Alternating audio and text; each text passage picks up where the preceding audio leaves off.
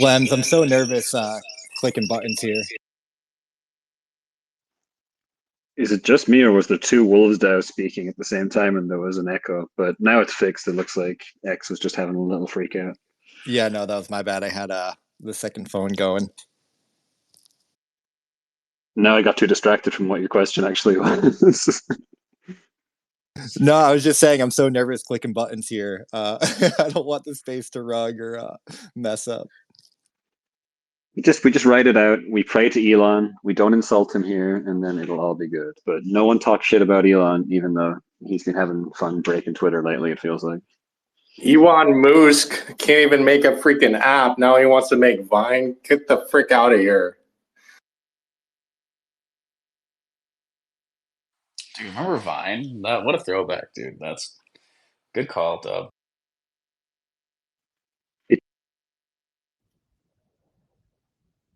Oh, I see you just out here muting everyone. Yeah, I was just going to say it had a little bit of time in the sun. It felt like it was like very short-lived, though. I guess Snapchat kind of took over after. You burn hot and you burn bright, Lems. All right, let's talk about Clubhouse next. Oh, Clubhouse was another good one, dude.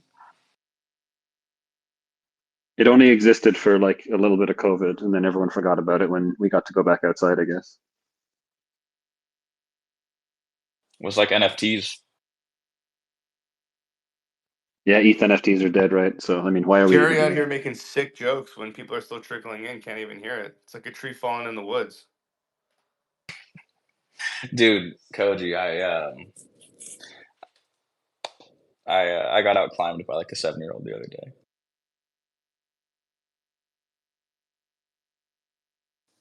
All right, guys. Lems, I invited you to co-host. I'm keeping an eye out for Paul and Andy and a few other people to bring up to the space. But real quick, guys, let me just say it's icy here on the Wolves DAO account. I just want to say two quick things. Sam's flight was delayed and he's stuck on the tarmac in Dubai with questionable Wi-Fi. So instead of risking the show today, he asked me to step in and host. So Sam, as always, we will miss you.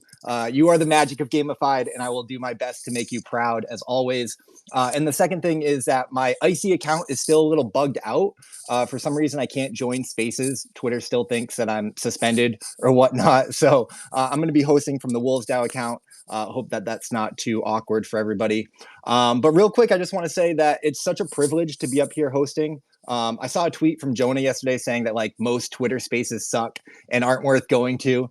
And I generally agree. But that definitely isn't the case for Gamified, which is just a testament to the dedication and passion that Sam and Lems put into this show each and every week, but also the incredible panel that generously comes back week after week to share their insights and expertise. There's truly no other show like this, and I just want to thank the panel and the audience for making this, the best 2 hours in Web3 gaming each week. So we'll get started in just a minute as we finish bringing up the panel here, but wanted to let y'all know that's what was going on. And speaking of dedication, I heard Sam on Doug Hype's space not 30 minutes ago, and yet he can't make his own space. So, yeah, dedication. Really, really great, Sam. Well said, Koji. Holy shit. Don't mess with Koji. Yo, dude, Koji fucking went viral, and he's just been a villain since then, man. It's all right. I get another notch in my belt. I got like another episode up on Sam now. I love Sam. I just like pushing his buttons, man. I used to when we grew up, like I'm not saying kids are soft these days. That's like an old man take. But like when we grew up, we showed each other love by busting each other's balls. So the more I insult Sam, the more that you know that I love him. Because if I wasn't comfortable with somebody, I wouldn't be talking shit about them. I don't think. Listen, that's the rules of the skate park, right? Like you got to give shit and you got to earn your respect. So it is a sign of endearment, and it is our love language. So I respect it. That's why Icy's so nice to everybody. Yeah, he hates everybody. I got bullied so much at the skate park, man, that I'm just like, I just want to be nice and spread peace and love. But with that said, guys, let's get it started. I am keeping an eye out for Paul. I'm not sure if he's in the audience yet. If you guys could actually, if you don't mind retweeting the space or dropping a comment down below, it would really mean the world to me. Usually I'm in the comments chatting with everybody, but I'm not Sam and I can't do it all like he can, unless, being here for his space counts. But if you guys could leave a comment and tell Sam that you miss him, or even tell him happy belated birthday, because it was his birthday on Saturday. It's never too late to show some love, and I know how much he would love that, and I'd really appreciate it. But with that said, guys, ladies and gentlemen, hold on to your hats and hearts, because the stage is set for a soloist who swapped 6 strings for the Silicon Symphony, the maestro who morphed melodies into megabytes, the rock star reborn as the ruler of the blockchain beat, the man who will give Sam all of the shit in the world. From headbanging in dive bars, he has taken the leap from the limelight of live gigs to lighting up the ledger with a lore as legendary as his licks. It's Ledger Zeppelin. It's Ram Halen. I can't believe Sam writes these things. It's Koji. Thanks for having me, Icy. I just got to say that when I tuned in and I heard you as the host, I thought this was a change for the better. But now that I hear that it's still not permanent, maybe this is like Conan O'Brien taking over the Late Show or whatever. Just a couple interim spots before the old man gets shown the door. One can only hope. One would never dare, Koji. I'm so nervous being up here, but I appreciate the kind words. Sam has too big of shoes to fill. But moving on, when he's not basking in the retro glow of his beloved GameCube, you might find him dabbling in Dota 2, where he battles it out with a dedication that's, well, decidedly average. But hey, in a world of esports elites, there's something wonderfully relatable about a gamer who embraces the middle of the leaderboard with pride. But in the market, this is no mere mortal of mediocrity. He's a titan of trade, a strategist of sales, a visionary of value creation, who goes from the heat of the fire into the heart of the boardroom, then home again to the hum of the GameCube. It's the mastermind with the Midas touch, the golden GameCube god, Jerry Singer. Hello.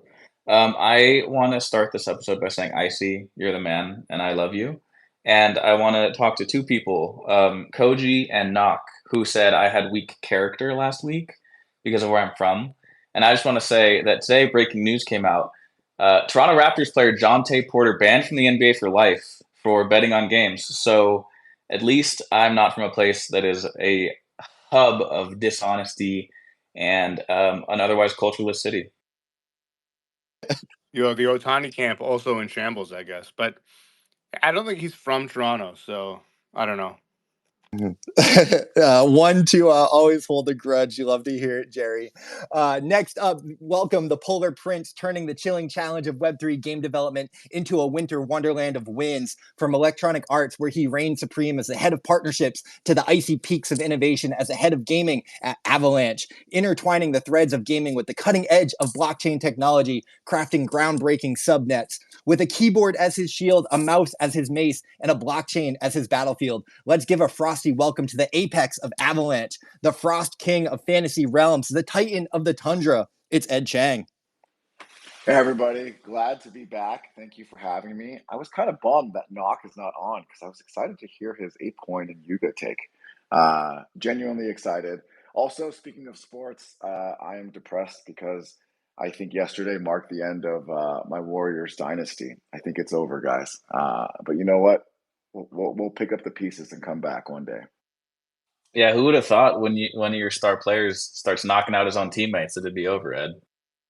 Hey, sometimes you got to keep everybody in check. I think it's more just age. I think Sam's going to have to start Sportsified after today for a sports show. And shout out to Knock. He should maybe be joining us a little bit later. Hope that he does. But next up, with the heart of a hacker, the soul of a strategist, and the keystrokes of a king. He's not just a solutions engineer. He's a business development behemoth, transforming the terrain of tech within our beloved Web3 gaming. With Stardust, he's changing the game for custodial wallets and user acquisition. And legend has it, each strand of his mustache is a ledger, and when he ponders a problem, his mustache molds the solution. So without further ado, behold the architect of infrastructure, the Sultan of Stardust, the That is just so good. Thanks for having me up here again. Always a pleasure. I haven't eaten anything today. My hands are shaking, so I'm gonna go shove some food into my mouth. I feel like Andy's always eating during gamified, which I'm not mad at it. I'm not mad, you know.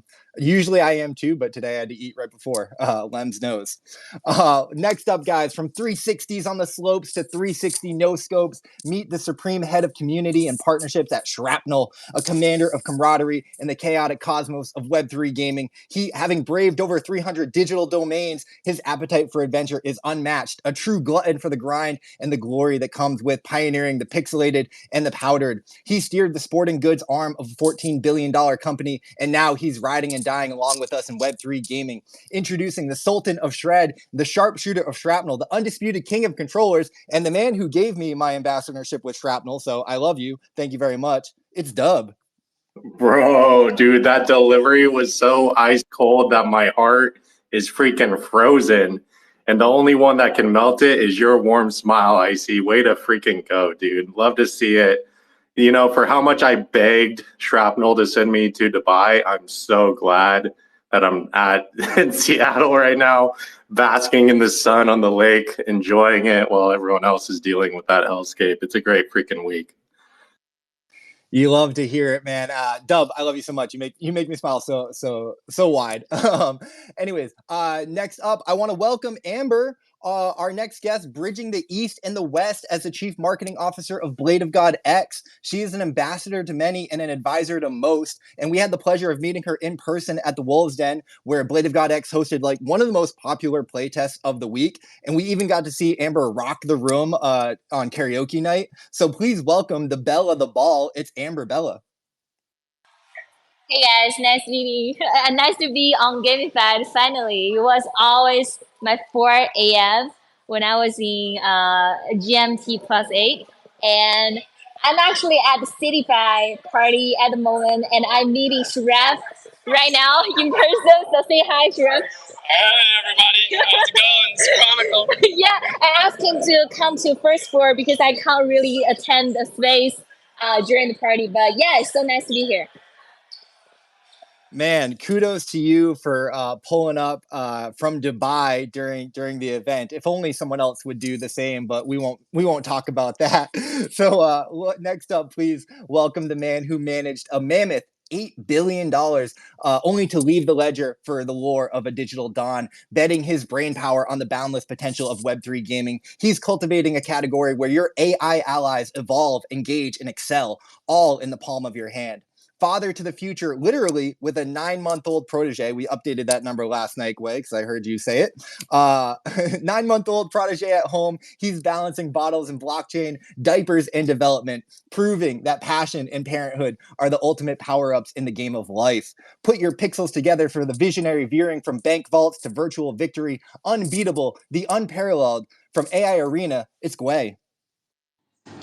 I see. What's up, man? Thanks for that warm intro. I'm running on fumes right now, destination Dubai, but I'm still stuck in Bahrain right now. So I still have a few more hours to go before I can jump on a flight over to Dubai. So in the meantime, I'm going to enjoy this show and great to be here. Thanks for having me. Man, you guys are keeping Sam on his toes here, tuning in from all over the world. You love to see it. When conversations convolute or dialogues derail, he's the beacon that banishes the darkness, the maestro who makes meaning materialize from the mire. It's the lexicon luminary, the literary leviathan, the pint-sized powerhouse of prose and poetry. Weighing in at 2.4 pounds, it's the little lizard legend. It's Lems. GM, everyone. Does anyone else feel like they have less FOMO for Dubai as the other conferences after they saw all the flooding? Because that's how I felt. I was like, oh, I don't feel so bad now, but I felt bad for anyone missing out on GDC this year. So that's my thing for, just to rub it in that I was at GDC if you weren't there. Yeah, I got a little FOMO until I saw the flooding, and then I saw the Games GG team start trying to prove who has the best punch, dude. I don't know what they're prepping for over there. I saw that. That was pretty cool. I'm feeling a little bit of FOMO now that the sun is out and everyone's kind of getting in there and having fun. But yeah, that flooding looks serious. When it rains, it pours, and apparently when it rains in Dubai, it floods. Guys, let's salute and celebrate the sublime, the spectacular, the sovereign, and supreme substrate of our stellar saga, the official blockchain of gamified. It's Avalanche, ensuring that Web3 gaming doesn't suck with its spectacular speed and scalability, skillfully simplifying the sophisticated science of subnets, allowing avant-garde architects and game gurus to craft their cutting-edge creations. It stands as a steadfast sentinel in the storm, driving the dawn of decentralized gaming with a dynamic, durable, and decidedly different approach. And built on Avalanche is Shrapnel, a marvel of mayhem meticulously manifested that isn't just redefining the rules of the FPS arena, it's an extraction shooter that's tearing through the terrain of traditional gaming. What makes Shrapnel a seismic shift in the shooter genre? It's the pleasure of gearing up for glory with goods that go beyond the game, where winning means weaving your worth into the very fabric of the future of the Web3 gaming world. So if you're ready to dive into a domain where your daring deeds are duly rewarded and your strategies stretch beyond the screen, with every extraction elevating your estate, then it's time to take aim at Shrapnel, the official game of gamified, which is powered by Stardust. Stardust is lighting the way with its wallet as a service offering, a marvel of modern technology that melts away the mayhem of managing digital assets, making every user's experience as smooth as silk. This isn't just convenience, it's revolution, redefining the user experience of your game with the touch of a button.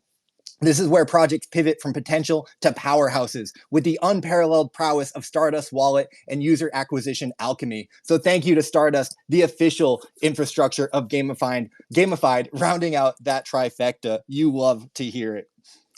And first up, guys, our first topic today is going to be what's the word for Eternal Dragons shutting down? So sad news that we saw last week. Eternal Dragons is shutting down after the game failed to gain traction, but it's not all bad news. They are offering an NFT buyback program through offering refunds of $12 to $120, depending on the rarity of the NFT. For a little bit of context, they raised $8.2 million in 2022, but the game failed to get traction. And the co-founder announced last week on Twitter that they were unfortunately shutting down. So my question for the panel is, what's the word for Eternal Dragons shutting down?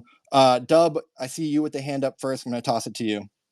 It's people might not like me for using this word, but inevitable. Not specifically for that game or anything on the team, but it was inevitable for us to see this happen in the market. Ultimately, we know that it's a hit-driven business in the video game department. I'm personally stoked to hear that they have a buyback program. Honestly, this was the first time I even heard of Eternal Dragons. I hadn't came across the project before, but good to know that people are taking this thing seriously as far as like returning funds to customers after they're closing up shops, not just rugging the whole thing like Koji would with Parallel or anything like that. So props to them, and I think it'll be kind of a market standard that we might see develop here. Unfortunately, yeah, it can be the case. Sorry, I jumped in from Sam's account. You got to unmute every now and then so that the space doesn't bug out. Lems, you had the hand up next. I'm going to tag you in. Yeah, I'm on the same sort of realm there as Dub. My word is reality. You know, startups have high fail rates. As Dub mentioned, games are a hit-driven business. You know, it's unfortunate to see, but they won't be the last one that this happens to. And it's just the nature of the beast in this industry where we're in it with a bunch of startups. And I think the buyback is a nice gesture, but I would still say, you know, a lot of people are still probably down bad because that secondary pricing was a lot lower than where they minted for. But having said that, at least they did the gesture. They're not just like burning all the money. They've actually tried to give something back. But it's just kind of a sad reality that if you did mint that, you know, last year or whatever, you're still probably down bad. And at least I guess you get something back for it if you had written it off as nothing. But yeah, we're probably going to see more of this. At least now, recently, people have been getting more funding as the market has been more positive. But we can expect to see more studios go out of business as their games just don't gain traction. It's tough to see it happen at this stage where, you know, we're entering back into a bull and the vibes are high. Koji from Parallel, you got the hand up, tagging you in. Yeah. I actually just put my hand up because while everyone was talking, I just got sent a bit of information. Maybe this is old news and maybe this is a topic for later. Anyone who knows me knows that I don't read the rundowns for these episodes. But Legend of the Mara and Heavy Metal just got bought by Far Away or acquired. by far away. So it looks like people are moving out of this space in droves. It would seem. I wish Knock was here for that to tell me his thoughts That's on why I some of this said what stuff. I But did, Koji. yeah, yeah. I guess you saw this before I did, but yeah. I mean, look, I think the buyback thing is the right thing to do. Way back when in the, as is the lore of parallel, we when we sold our initial NFTs, we said that if we didn't think that sale would net us enough money to start making this game, we were going to give everyone their money back and they could just keep the NFTs, right? And I think that's like the right thing to do. If you can't deliver on your promise, obviously, like, that is all dependent on a bunch of factors, but if you can't deliver on your promise that you made when you sold these things, like, I think it makes sense to be a bit sensitive about that and act accordingly. Well said, Koji. And I'm not doing the Sam well said. Shout out to Jonah and Jeremy Horn coming up from the audience. I want to throw it to Jerry first. You had the hand up, I believe, and then we'll go to Jeremy. What's the word for Eternal Dragon shutting down, or what's the word for this breaking news of Faraway acquiring Legends of Mara and I think Heavy Metal? Yeah, no, I just the word should be for, what is it when Koji just goes off script and takes future topics away from everybody. Listen, it's fine, it's whatever. I don't really think, the Eternal Dragons thing, I think, is just ultimately, like, not that exciting, and I don't really think it's going to be a standard going forward for the space. I didn't know that about Parallel. That's actually really cool that they offered that, but I'm kind of with Lems. It's ultimately probably pennies that people are getting back compared to what they spent. So it's a big old whoop-de fucking do from me. Whoop-de fucking do. So eloquent. I did just text Knock and trying to get him up here and get his take. So maybe we'll see that. Jeremy Horn from Exterio tagging you in. What's the word either for Eternal Dragons or this breaking news from Yuga? Yeah, in both cases, I think that it's already been said, but I wanted to reinforce. I think someone said making games is hard and there's a high failure rate. It is. If anything, launching an NFT and even listing a token is the easy part, right? But once you've done those two things, then reality catches up to you. And reality is how many players play your game, what's the revenue on that game. And you're back, at that point, post-listing, post-NFT, you're in the Web2 world. Like, you're competing with Genshin Impact, with Fortnite, with Twitter, with Facebook. And I think the sad part about Web3 is how unprepared most game developers are when it comes to the arena. Like, they don't even fathom how hard it is to develop and publish a free-to-play mobile game. Like, they just don't even understand how hard it's going to be. Yeah, 100%. Jonah, super curious to get your take on this. What's the word for either Eternal Dragon shutting down, or I'm sure you might have some opinions on what's going on with Yuga, so I'm going to tag you in. I don't even know what Eternal Dragons is. Did they do a mint? I'm not This even is saying. the I'm not even best saying this to Get be him a off PR. dick. stage. Get him off stage. No, I'm not even saying this to be a dick. This is the first time I've ever even heard of the game. Like, did you guys I'm get It's with some him. auto notifications? battler. They minted back in the bear Oh, like that's over a year the fucking ago. auto They battler, raised guys. like We have like 8 mil. 1,000 of those. Yeah, they raised That's like all 8 you need mil to say. last year. Auto battler. Just say auto battler, and I understand. It's all good. Yeah, nobody wants an auto battler. Stop giving me auto battlers. I don't want to play a goddamn auto battler. Okay? If I wanted an auto battler, I'd play fucking TFT, and I never played that goddamn game because it looks ass. Stop making auto battlers. Yeah, that's why they went out of business, not because of Web3. Because nobody wants to play auto battlers. We all have ADD. So, other than that, much in like the name, Yuga's valuation is probably far away off, so they have to sell it off. Jonah bringing the bars and the hot takes. You love it. Appreciate you jumping up here, man, as always. Dub from Shrapnel, you got the hand up. Tossing it to you, and then we'll move on. Yeah, I figured I would just say what Knock would say just because he literally says this every time this comes up. And guys, you can't FUD Yuga for being Yuga just because it's Yuga. Yuga's doing stuff which is good, and decisions have to be made, and it's a game, and that's a space, and it's Yuga, so Yuga. Well said, Dub. I am getting a reply from Knox saying that he just got to the resort trying to find some stable Wi-Fi. His flight was delayed as well, and he said, "If you guys are talking shit, he's coming for you." Let's move on to the next topic: true or false? Gaming assets are too valuable for their own good. So this is coming from a report published on Decrypt, but from the Consumer Financial Protection Bureau. You got to love the U.S. agencies. They published a report that said the gaming asset trading volumes exceed the gross domestic product of small countries and can lead to exploited workers. So is this an inevitable problem for Web3 gaming? Or, where do you guys expect this to go from here is the question. For a little bit of context, they did cite, some of the trading volumes in Fortnite and Roblox, but the article did also mention Axie Infinity and the heyday of having 2.7 million daily active users, and the crypto asset industry and investors lauded the game as a viable way to earn income. But reports documented the ways that the gaming system was exploiting workers. So the question again is, true or false? Gaming assets are too valuable for their own good, and is this just an inevitable problem in Web3 gaming? Your thoughts? Sorry, I don't know how Sam keeps track of who raises the hand first. Lems, I'm going to go to you, and then we'll go to Ed. Can regulators just let us have our stuff and enjoy it? Like we can all have physical collectibles that are worth like stupid prices, but then we can't have some digital ones just because we can move them around really easily. I don't know. That's kind of my take on it. I feel like sometimes it's just they want to regulate and get a cut of the pie just because it's, big thing. There's like other games like Second Life. I don't know what numbers they've done, but I know that's probably comparable to, some small country as well. And there's other collectibles that are worth very large amounts of money. Just let us have our collectibles. We don't have to call them investments. We can just call them digital collectibles or whatever, and then let us have fun with them and stop just hating us because we're Web3 and crypto, please. They hate us because they ain't us. Ed Chang from Avalanche tagging you in.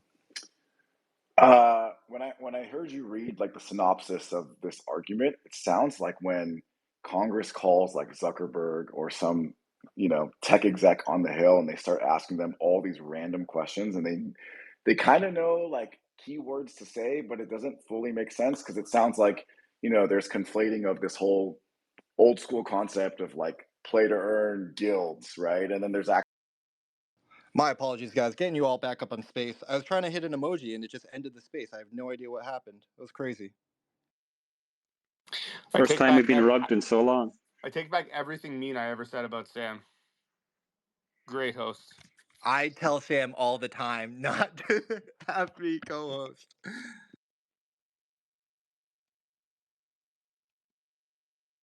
He was cursing the space just because of all the shit you were talking about in Toji. He just like sat in his pentagram and cursed the space just to fuck with us. It's true. I sent him a message just so he knew that I was shit talking him too. So he probably did do something.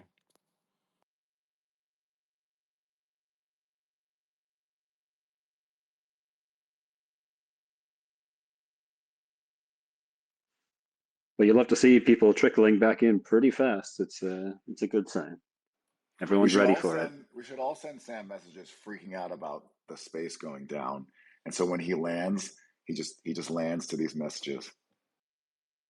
Guys, that is the surefire way to make sure that he never misses a gamified again. Just let him know Icy sucks. This is why I got suspended on on Twitter, guys.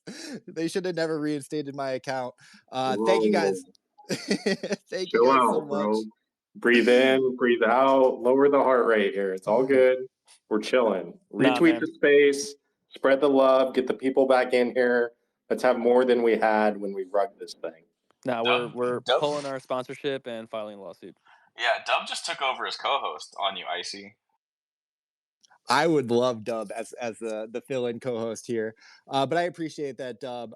Thank you so much. Yeah, guys, if you don't mind retweeting this the space to get people back in here, I appreciate everybody coming back. That's really a testament to you guys as well as Gamified. The fact that everyone tunes in and enjoys the space so much really means everything. All right. I think we've got most of the panel back up. So my apologies, Ed. I cut you off at the very worst time. So No, you're good. I think what I was saying was, I feel like they're conflating a lot of these arguments, right? One of them was this whole idea of, these people that were scholars for kind of the OG guilds, and really what that yield looked like, or what that relationship, were they actually playing a game? Hey, that's an argument that you can have. I think this argument around, gaming assets are worth too much and kind of the volume of that, well, that's really like what the market dictates, right? If you build a great product and there's rarities like anything, then if done well, looking at CS:GO skins or FIFA cards, like people are going to pay for those things, right? And God forbid anybody tells them about Pokemon or Magic physical trading cards or Hermes Birkin bags or things like that. So I think it's a nothing burger, like Lems was saying. Let us have our fun. it's good to hear that you feel that could be a nothing burger. I did have a follow-up question on how we think about, crypto gaming tokens might, potentially face regulation in the States. This report did say that from the CFPB that they weren't recommending any regulations or anything, but that they were starting to keep an eye on the space. So that could be an interesting follow-up. We did just see the SEC issue a Wells notice to Uniswap, kind of going after their DeFi front end. So still a lot of ground to be covered in the US as far as tokens and things go. Dub from Shrapnel with a hand up, tagging you in. Yeah, I actually feel like there is some validity in the concern here, because ultimately the guild model and that whole like market and ecosystem that's emerged from that is a new thing, and it's evolving and it's going to change over time. And it hasn't hit the US. Like my grandma is not playing casino on chain. She's going to the real casino still. And like, I don't know. It just feels like that level of the guild market hasn't hit the US yet. And that's why regulations and things aren't really fine tuned, and it's a bit of a mess. And it's going to continue to be that. And it's just part of the growing of this. And it's a really interesting, evolving thing, in my opinion. 100% Dub. Jerry, tagging you in. Yeah, I think ultimately, it's a little silly. The article on Decrypt says in 2021, Second Life reported average number of daily users to be 200,000 across 200 countries with a GDP equivalent of over $600, more than some small countries, right? Well, the way I view like in-game assets like this, and are they worth too much or whatever, right? When you add up that $600 million, right? What dwarfs that? Starbucks loyalty program, right? Which is worth like multiple billions of dollars of people loading up cash onto their Starbucks account, which is giving Starbucks cash without trading like a coffee in turn, right? Or a chai or whatever, right? You're just loading it onto your account. You're just fronting it to Starbucks, right? And that seems like, all these loyalty programs where you can preload things would dwarf, gaming. That's just my take on it. I think it's ultimately like a little bit silly. But if there's ever going to be something to unite Web 2 and Web 3, it's the CFPB or whatever coming after just the gaming industry. And I think, they're not fighting just the little guys here in Web3 at this point.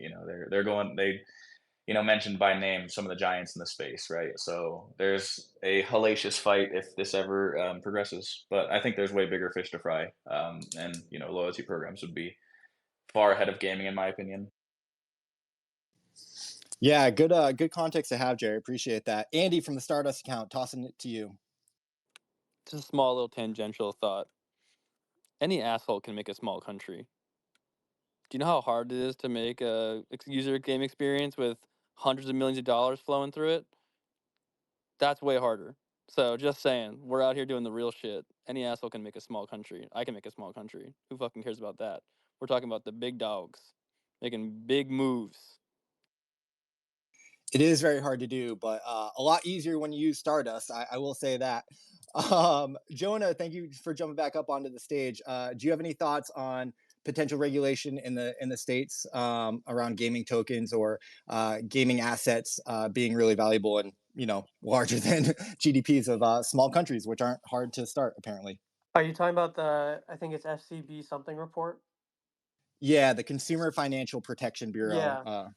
Yeah, so I'm sure they're looking at Web3 games, but honestly, Web3 does not have enough.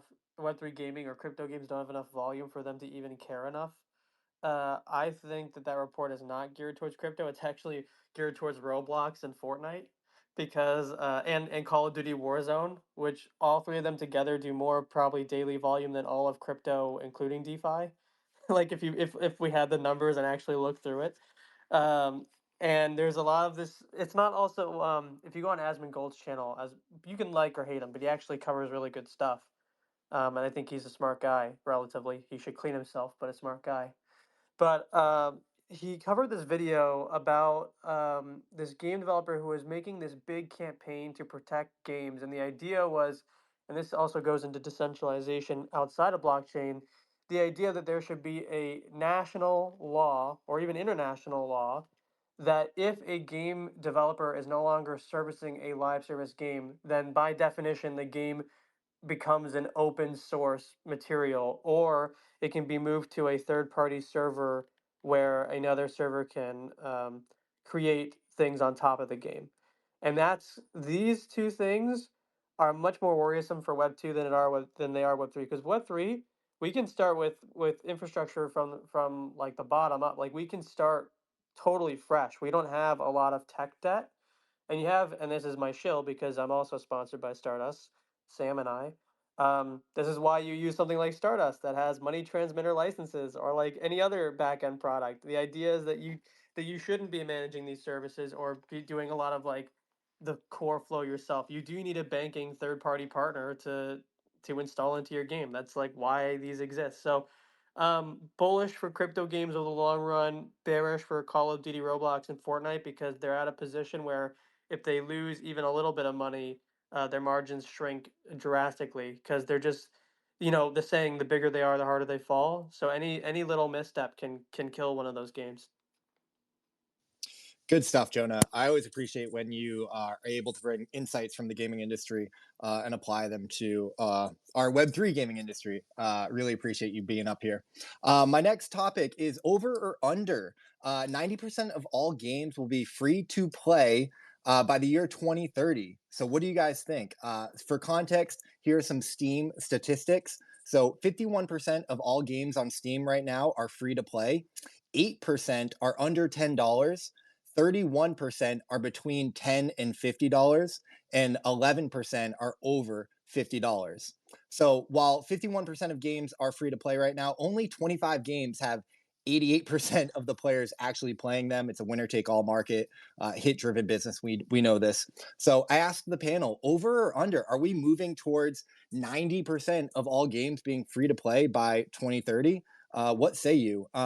Again, don't know who got the hand up first. I saw Shrapnel first, so Dub, I'm going to tag it to you. Hell yeah, I was definitely last, so suck it, Koji and Jerry. Why don't you get better hands? It's for sure going to be over because my generation grew up around $50 to $60 video games, playing them, trading them for $3 at GameStop, and buying like a $10 used game with our 3 new games that we refunded. And we'll be damned if we don't continue doing that until we're dead. So I think it's going to be more like 50 to 60 years out when we see that numbers, because it's going to be the Gen Z when they're in charge that we'll see that pivot really happen.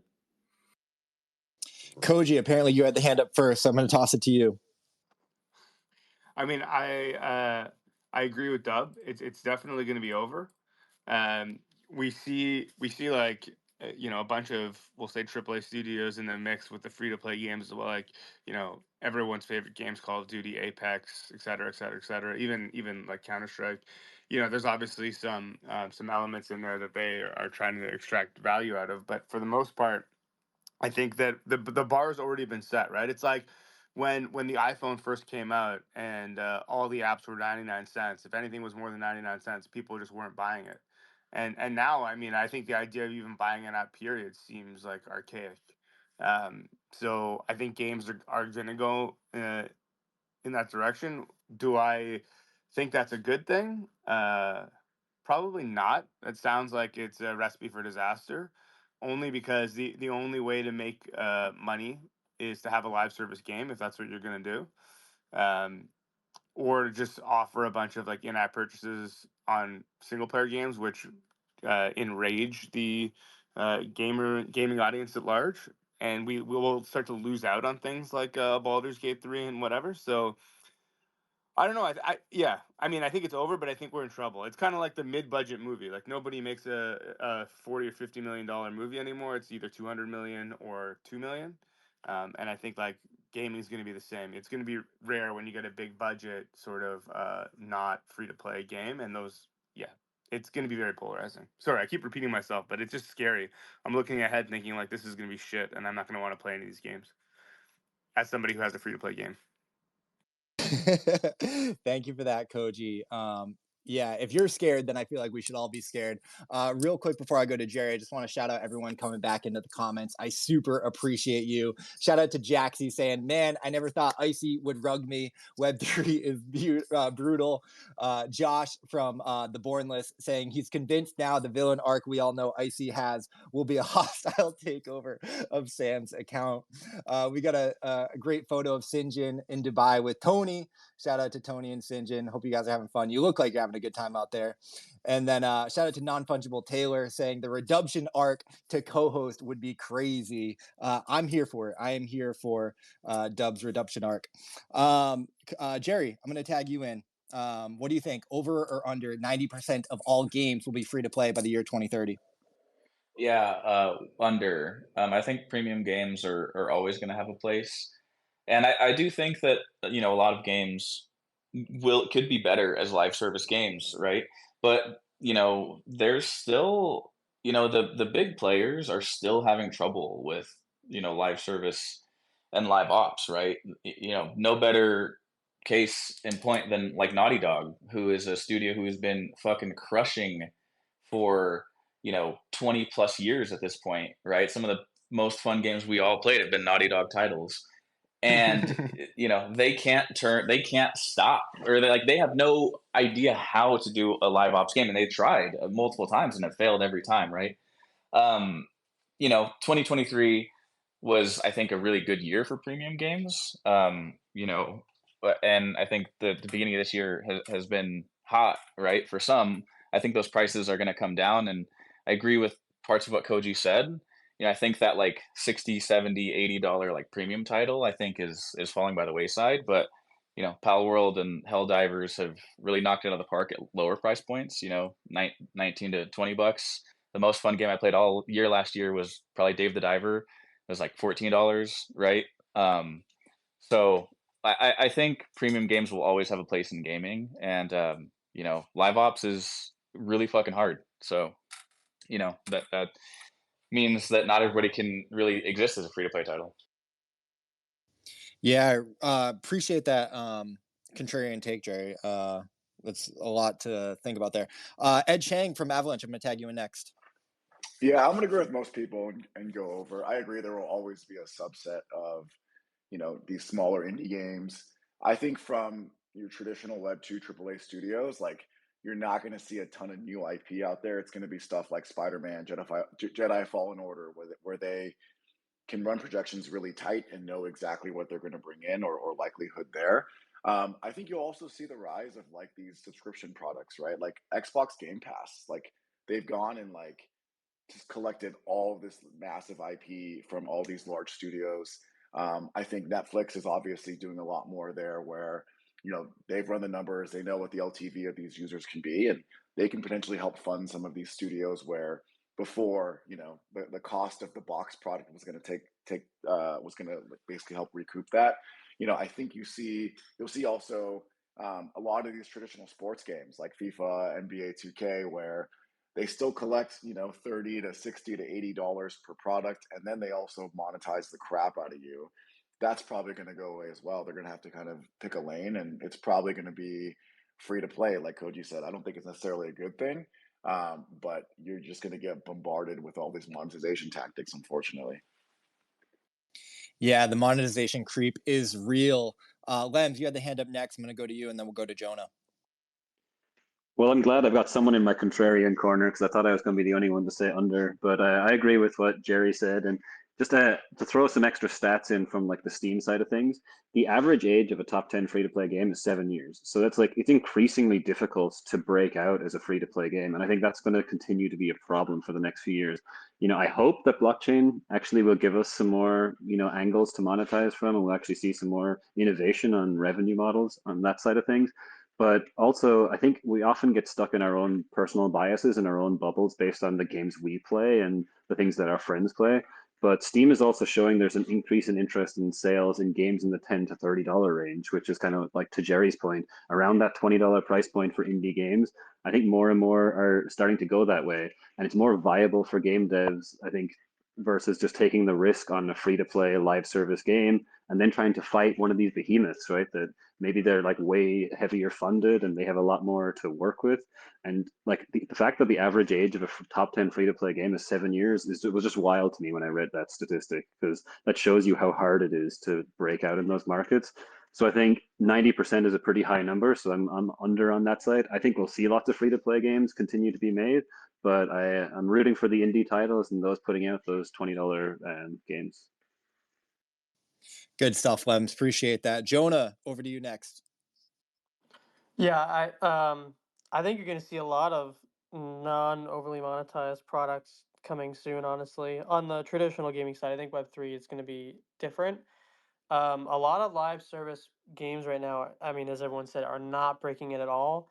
And they also get destroyed on YouTube as like basically it's really easy content. Like if you're a content creator, you just go look for a Ubisoft game, you're like, yep, that one. That's the one I'm gonna do a video on and get like it's like the easiest million view farm. And I like if I just I might do one just to see how it goes and just show you how easy it is. But literally any Ubisoft game that has live service, just take a picture of like a girl's face and tell like a bunch of these Republican gamers being like, she's not hot enough. And they'll be like, oh, you're right, she's not. I'm not buying this game. And there you go. Now like I actually think these like buy it once titles are gonna get more popular, but from the indie creator side, and I think they're gonna end up getting more distribution than most live service games. That's my opinion. Interesting. Yeah. Good stuff. Let's move on from free to play games to handhelds. So, one of the big news stories, or a few news stories the past week, were these Web3 handhelds. Jonah, I actually saw you tweet about it. I had a funny joke there. So, what the game mode is, what's the word for the Web3 handhelds? So, for context, we saw the Bitboy One get announced recently. It's a $500 mobile gaming device that looks like a traditional Game Boy. It plays retro games and it mines Bitcoin with a matching ordinal NFT. The founder did say that the mining power of the physical device is very weak, so it'll probably take years to mine any real money from it, but it is for fun. And then we also saw the Sui unveil the SuiPlay 0x1, which is a more powerful device and looks more like the Steam Deck. They have their own operating system that will give users access to all the stores like Steam and Epic, but all in one single launcher with more native Web3 capabilities as well. So that'll be maybe the first in the handheld Web3 gaming console market. So again, I want to ask the panel, what is the word for the Web3 gaming handheld devices? Is this the way to mainstream adoption? Dove, I hope you got the hand up first because I'm going to tag you in. Hell yeah, dude. Always last, but always picked first. I freaking love it. Suck on that. The word is meta. It's literally like it's the new meta to do right now. And what I expect to see next is someone to have like a VR headset, essentially, or something that is going to be for their games. It's going to be the same thing, but rather than a handheld, it's a VR thing. And I bet you we'll see that in like 3 months. All right, I'm going to tag in Koji next. Is this the meta, or what's the word for these Web3 gaming handhelds? I mean this in the nicest way possible. The word is useless. like we've already kind of got the hardware, and it works pretty well. And most of the best gaming handhelds, like, you want to take the Steam Deck out of it, right? Most of the best gaming handhelds are PCs anyway. Like, I can't imagine what this stuff is going to do that these other hardware manufacturers don't. Now, obviously, if they take a page out of the Solana phone playbook, and they offer exclusives, now that's a different story, right? Because the console wars back in the day was built on exclusives. So, like, Super Nintendo, Sega Genesis, the hardware differences were like pretty minor at best. But what was different was where the games offered. And if we can get to a place where crypto gaming is mature enough that you can actually make compelling arguments to support hardware, uh, that would be, a dream come true. I don't think it'll ever happen, but that'd be pretty amazing. Yeah, I'm inclined to agree with you, Koji. But yeah, if they start giving some airdrops, then I'm definitely in. Jonah, I think you had the hand up next. What's the word for these handhelds? Yeah, I mean, like, it's called a Bitboy, so I wouldn't be surprised if the people who own the Bitboy trademark sue them. So that's a free airdrop for them. I don't know. I hope they thought that one through, or maybe they licensed it. I don't know what they were doing there. You can actually try all the games on the BitBoy by going to their site, and they show you what games. And what they don't, I guess they know this, but they're all inscribed on Ords.io, and so you can try them all for yourself. And yeah, they're pretty dog shit. But whatever, it's like a cool collectible. Like, if you want to send me one, if they ever listen, they want to send me one. Like, I'll put it on my desk. But that's about as far as it would go. The Sui one looks a little better. I just worry about I mean, it's gonna sell. Like, it's absolutely gonna sell out. Like, I'm not worried about them selling out. At least they mentioned tech specs. When I asked BitBoy whatever thing what the tech specs were, they didn't respond. But with the people who are making the Sui, it's a Snapdragon processor. I forgot what gen. Like, it actually seems like it's somewhat comparable to a Steam Deck. And I go, okay, like, I don't know why we need this, but I guess if I was in Web3 gaming, I mean, I could play any Steam Deck related game on this. So if it's a simple thing. Like, if I didn't have a Steam Deck and I wanted to play games regardless, and I was also a crypto, then I would buy a SuiPlay, whatever. At least I respect them. And I looked at the team that's actually making it. They're called Playtron, and I think the guy founded Boost Mobile, so, like, he has some background. He's not an idiot. So, um, I'm willing to try the SuiPlay, but I'm also very excited for when Marquez Brownlee destroys it and then calls that the new worst product he's ever reviewed. Hopefully it'll beat the new AI pin that he destroyed. Yeah, I watched his video on the Solana phone. But hey, I mean, all press is good press, and it wasn't the worst teardown that I've ever seen. Ed Chang from Avalanche tagging you in. Honestly, it just feels like really early to be announcing anything like this, right? Like, for a while, Jonah, in typical Jonah fashion, ignited this shitstorm by saying, like, king of the gaming chains, and all these Ronin fanboys were all up, in his mentions, and, like, I'm sitting here like, we're all idiots. We're all just LARPing here. Like, no one's the king of any gaming chain right now because there's no adoption, right? Like, we actually need this to hit mainstream. We need people to actually play these freaking games. We need to, like, build this massive ecosystem. And I think in a similar way, like, we're talking about optimizing gaming for, crypto, when in fact we probably need to just, like, solidify product market fit first, right? In the same way, like, we're talking about, oh, you can make this appealing by the airdrops you're going to get, just like the Solana phone. Remember, the Solana phone is deemed a success because people got, meme coins took off, and they all, received way more in value than the $1,000 or whatever they paid for that phone. But are people actually going to use it? Like, I don't know, right? In the same way, you've got these Web3 Steams that all want to be launchers, but it doesn't really make sense right now because everyone's going to use Epic Game Store, Steam, the App Store, etc. So, kind of just piggybacking on what everybody else is saying right now. Yeah, that's a great point. It does feel a bit early. I mean, what are we gonna have to do? Plug in our ledger and enter enter our passwords to get an NFT to play the game? I'm not really sure about that. Jerry, tagging you in next. Yeah, word is ridiculous, right? I think as hard and as hits driven as the video games industry can be, hardware is fucking brutal, right? Like, there is never any new entrance into hardware, right? There's always like a big loser every like console generation cycle. This one's Xbox, but like PlayStation Vita, right? The Ouya, the Steam Machine before there were Steam Decks, right? Um, Google Stadia, right? Like there is a graveyard. The Wii U, right, is another one that didn't end up doing very well. Um, I think there's just so many examples of hardware being just a nightmare to break into. The only thing that comes to mind that's not like one of the big three is the Steam Deck, right? And I think people are really happy with that because it solves everything that I think these guys are wanting to solve with like a Web3 handheld. You have good distribution, you play your games on it on the go. I think eventually Steam will loosen up their rules a bit. So yeah, I think it's really early, and to Ed's point, the saga sat there not with the Solana phone. It didn't sell out for the longest fucking time until they came out and said like you will make your money back at least, and then they sold out instantly. But the current crowd that's here is only there for the ROI. So we have a lot of recency bias of the Solana phone, but I promise you don't know anybody who's actually using it. They just have it sitting there in their desk drawer, and they probably have 4 or 5 of them in the desk drawer sitting there not turned on, and they're just farming airdrops from it. I definitely ordered the Saga 2 after I saw that the Saga 1 was getting airdrop, so I'm eagerly awaiting that. And if I can get an airdrop off this Sweet or Bitboy, count me in. Take my money.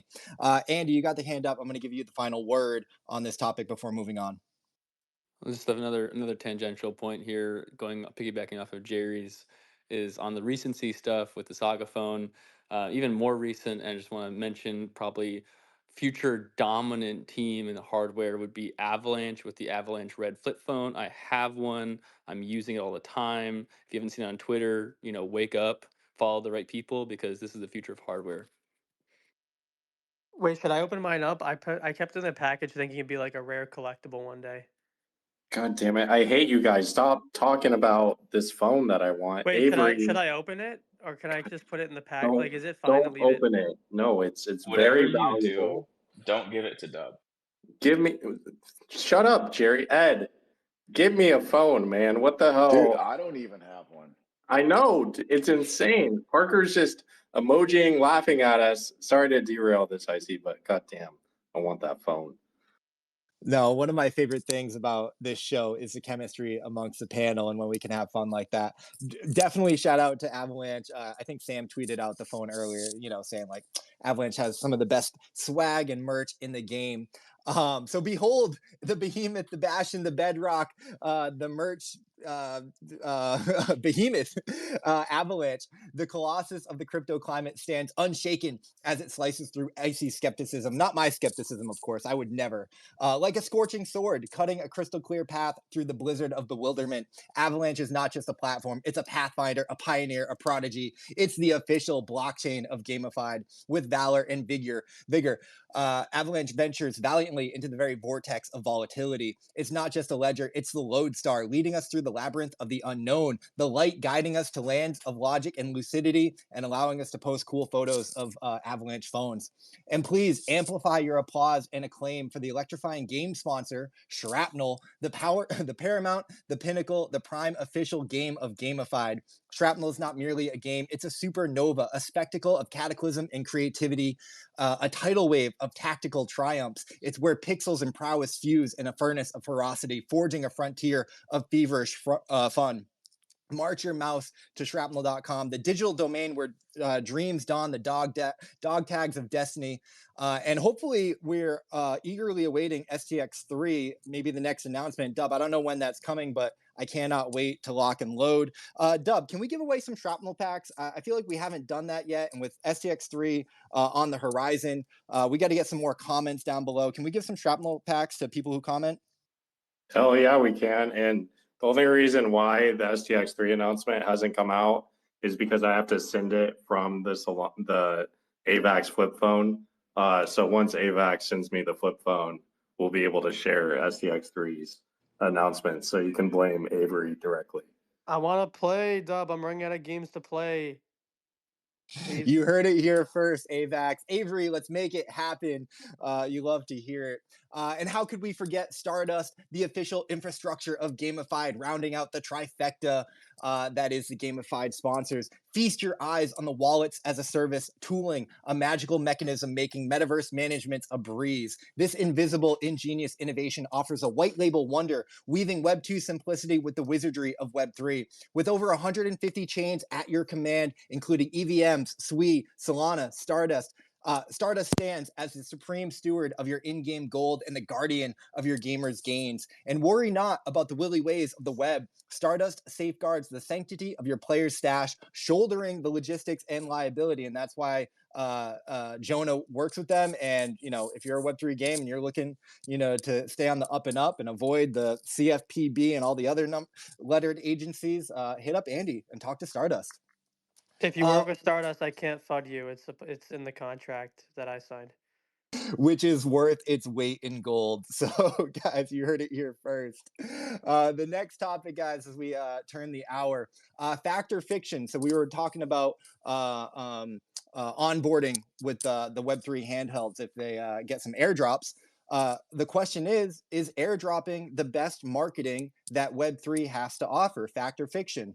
So for a little context, the Wolves DAO PFP, shout out to Wolves DAO, they've received multiple airdrops because projects see the value in gaining mindshare of such a high value group of people in the industry.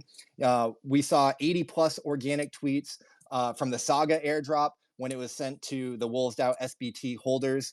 So the question is this some of the best organic marketing that a project can get by airdropping tokens to certain communities? We've talked about, like, you know, vampire attacks and gaining that attention. But on the flip side, you know, we saw Block Games last week pretty much get fudded to death after their social farming campaign and really messy TGE. So maybe the rewards aren't worth the risk. So the question is, fact or fiction, is airdropping the best marketing that we have to offer right now in Web3? Dub, I'm not going to go to you first. Koji, you got the hand up. I'm going to tag you in. I'm gonna say fiction. I mean, I think that it is a strategy that you can use, but like really the best marketing strategy is whatever gets people talking, right? And airdrops worked really well before because people weren't really doing it. Or I mean, they were, but like we were still iterating on the process, trying to find the best way to go about it. There was social farming that was interesting for a bit because it worked and the payouts were big. But as soon as like enough people latch onto it and it feels kind of every day, or the payouts aren't that great, then people are kind of on to the next thing, right? Because you get, I don't want to say burned because we're all spoiled babies here, but you don't see the return that you expect from a certain type of airdrop or farming or whatever, and you're just like, okay, well, I'm not really even going to try with this next project because it seems like bullshit, right? And so really what you got to do is just figure out a way of distributing things to, distributing things to people, or just getting them to talk about your shit so that people care. I mean, like, honestly, the best thing to ever happen to us in our DAU is a bunch of nerds, Hearthstone nerds, whining on Reddit, right? And like, that wasn't anything we did, and we didn't give anyone shit, right? In fact, the only thing we did is like told them to very politely F off, and it made them even angrier, and we got even more DAU. So like, I think that it's probably fiction that like airdrops are the way to go. The way to go is just like try and innovate and get people to talk about your project. I mean, even if it's bad, right? The like Pixelmon thing from way back when, people laughed at Kevin, and now like people are posing in front of a guy in a fucking suit with Kevin at a conference, right? So like, it really is just like whatever you can do to get people talking. If you're looking at what other projects are doing and being like, hey, we should do that exact same thing that worked for these projects, like you're fucked. In my opinion. Yeah. Well said, Koji. The best marketing is airdropping some F-bombs in the Reddit comments. Jonah, you work with a lot of games advising different marketing strategies. Interested in your take, fact or fiction, airdropping is the best marketing that Web3 has to offer, or if not, what is? Yeah, there's a couple of factors because I mean, yeah, I mean we've done a lot and looked a lot at it. I think Pac Moon was a really interesting strategy. I think Pac Moon and where that's going actually is a really good model for airdrops. I think that if people copy Pac Moon and just say, "Oh, tweet about Pac Moon," it's kind of weird. But there are certain things you can do using socials. All right. Fuck it. I'll give my playbook a little bit. All right. One method that we're probably gonna try is, what if based on how you tweeted, regardless of whitelist or anything, this is just like a fun thing, you could get a certain game asset based on mapping your account to your Twitter in some way, but it's not based on cash tags. We don't want any cash tags. It's like something about you playing the game or something related to the theme of the game. Doesn't even have to be about the game. And then from there, we can drop assets at a discount or free price that are what we would call expiry assets, meaning assets that are a one time use in the game, a power up, or something like that, where we can actually sell power ups as a social gamified experience rather than uh, creating dilutive token drops in SocialFi. So that's one thing we've looked at. We do talk to like the Azukis, the Pudgy Penguins of the world. But the purpose of those is not to just give them for free, because I can't talk about the terms, but they all want certain terms. Um, there needs to be certain quest and actual activations related to getting the token, where we are basically buying an audience network in bulk. So I think of it like ad buying. Like I think about it like if I worked at Facebook and I were trying to buy an audience, who would I buy and what would the rate be? Like what would the CPM cost be? And then what is the value based on what we're trading? So yeah, there's a lot of cool things you can do with it. And then also there may be a degenerate game I'm working on where I'm gonna hire OnlyFans girls to play it. So that's another model. Wow, that took an unexpected turn at the end there. I feel like I want to go back and clip the first half of that. Thank you, Jonah, for sharing the alpha there. Super cool. Dub, I do think that you were next in line, so I'm going to toss it to you. Fact or fiction, airdropping is the best marketing that Web3 has to offer. What do you say? Yeah, definitely fiction. It's popular right now because it's making a lot of people money, and people like to celebrate that, and it takes a lot of just social noise from the space. To add on to like Jonah's alpha and everything around Twitter socials and using that to like reward people, it's honestly almost like infuriating at this point, seeing that it's all around social APIs and like what information can be essentially used in the coolest way out of these social APIs that people are pulling from. And I look forward to a day where it's actually like more on-chain pulls and like in-game actions and API pulls that reward people. Like if someone wanted to find the top headshot shooters and shrapnel and give them the headshot token for whatever reason, like that kind of shit is definitely what I'm looking forward to seeing more and less of these just social API focused campaigns. Yeah, that's good. That's really good stuff, Dub. I think. Do you want to speak real quick? Because you guys did something to people who bought like a bunch of skins from the marketplace, right? So you're walking the walk with that and deploying a strategy similar, right? Yeah, exactly. So like as we launched our marketplace with STX2, and basically what we wanted to do was to do a surprise and delight moment with the users who were the most active on our new marketplace. And we essentially did a snapshot of all those users who had participated in every single mission and also bought every single skin. And we used that to actually do it the G3 airdrop for those users. And it created really interesting feedback from our community as a whole. Like our OG operator NFT holders were actually really upset because they felt like we moved the goalpost and that they should have got the airdrop. But at the end of the day, it's about targeting our most active users in our ecosystem and rewarding them. And as soon as we kind of explained that, they understood. And it's not, it's one of these things. There's no good way to do it, and it's an ever evolving thing that we're all doing right now. Yeah, it's really hard to make everybody happy, and that was kind of the situation around the block games debacle last week. Ed Chang, I think you had the hand up next. I'm going to tag you in. What are your thoughts on airdrops as a marketing campaign in Web3? Is that the best we have, or is there something better? Yeah, I agree with what a lot of people were talking on the panel before me. I think it's largely been like productized and commoditized. There's like 8 different Twitter thought boys out there that teach you the best way to game like all the big airdrops coming, right? So it's not really about targeting authentic potential users of your product anymore. It's really about inflating metrics leading into the next step and then to listing and et cetera, et cetera, et cetera. So I think it's kind of lost its luster. I agree. Like, I think some of the really interesting things you can do is like target players who reach a certain rank at different games and things like that. But that's all, like, to me, post product awareness, right? The playbook is still, to me, the most effective way is traditional marketing methods. Unfortunately, it's like the KOLs, it's, you know, influencers, it's people talking about your game to drum up that excitement.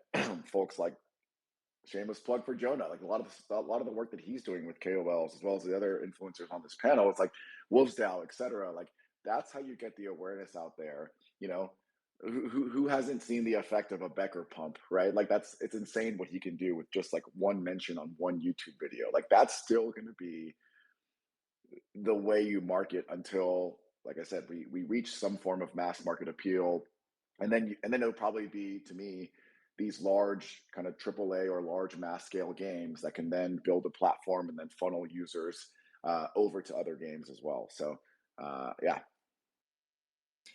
Well said, Ed. Appreciate that. Real quick, I want to shout out Caesar Martinez in the comments. I think it depends on how you do the airdrop. If you only do social farming, all you have are inflated numbers backed by bots. Even with games, it gets tricky when the airdrop is just tied to who can put in the most hours in a game. So I don't think anyone has cracked the formula, but I think with changes to take away the fakeness, it can be a really good way to interact with actual users and gamers. Appreciate you, Caesar, for dropping that comment. Appreciate everybody coming back in to the space. We're over 100 listeners. We lost a few when the space rugged, but appreciate everyone coming back. I think Lems and then Jerry had the hand up, and then we'll go to Gway and Amber Beller. So Lems, tagging you in. What do you think about the airdrop strategy? I guess I'm the minority on this one. I'm going to say fact, but I actually agree with many of the points that other people have brought up. But the key thing here is the nuance of how you airdrop. Airdrops have been a part of the crypto ecosystem for years, and I think they will continue to be a part of it. We've just seen this really cringe social farming cash tags method that's been going on recently. And we know we live in an attention economy, right? People like to copy each other. They see one thing work, everyone rolls in and copies it. It was even if we go back like 6 months ago when Jeremy did the pre-sale for Overworld, all of a sudden everyone was doing pre-sales for their NFT mints. It's the same kind of thing that's been happening now with the cash tags after Portal had their successful campaign and everyone tries to copy it. The thing is, if you do an airdrop campaign that's thoughtful and intentional and you try and innovate and do something a little different, like, you know, Dub was mentioning questing, Jonah was mentioning having to do tasks to, you know, qualify for the airdrop, that's what's important. We, you know, play the airdrop we're seeing as well, people doing that. I think all those things are valid methods. And yeah, no one's really cracked the code, but in terms of Web3 marketing, it's about capturing mind share. I think airdrops are a really good part of that. Yeah, we've seen, you know, all the cash tags, but yet the Wolves DAO were tweeting out about the Saga airdrop, where it was just like, hey, you hold an SBT, we're doing a targeted airdrop and targeting this group. They got a bunch of organic marketing from people just tweeting out and being happy about it. And Games GG recently launched their token, and they just had a very basic quest that you had to do on their site, and you could qualify if you held some certain assets or you done quests and played games through their site. They just gave away a couple of $100 outside the people who were holding assets. It wasn't like a massive airdrop by any means, but people were really excited about it and they went and got on the timeline, tweeted about it. I felt like it was really good exposure for their token. So I think in terms of attention, airdrops continue to be a really good way to capture that attention, but you need to be intentional about how you're doing it.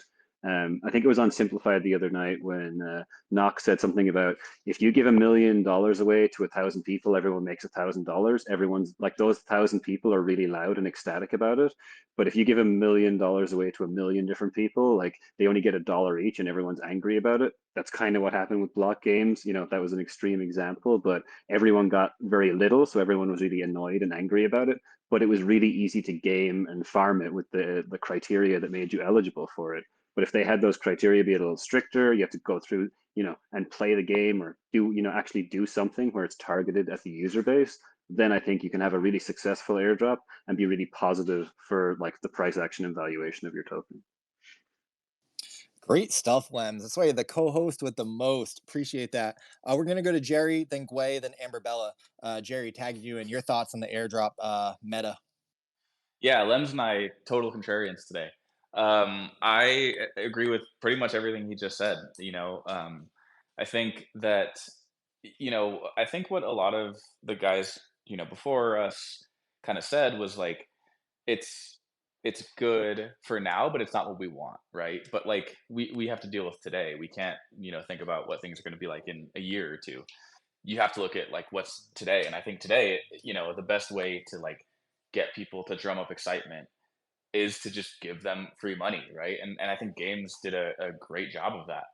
They chose a handful of communities, gave them, I got like a pretty significant amount of tokens from, you know, um, holding a few assets, right? And it was, and I, went and like max staked, and now I'm all in on them, right? I can't, I can't stop talking about them because I think that they just gave me way more value than I got from that. Like I think I said that wrong, but you guys get what I'm saying, right? Like, and I think the saga was the same thing.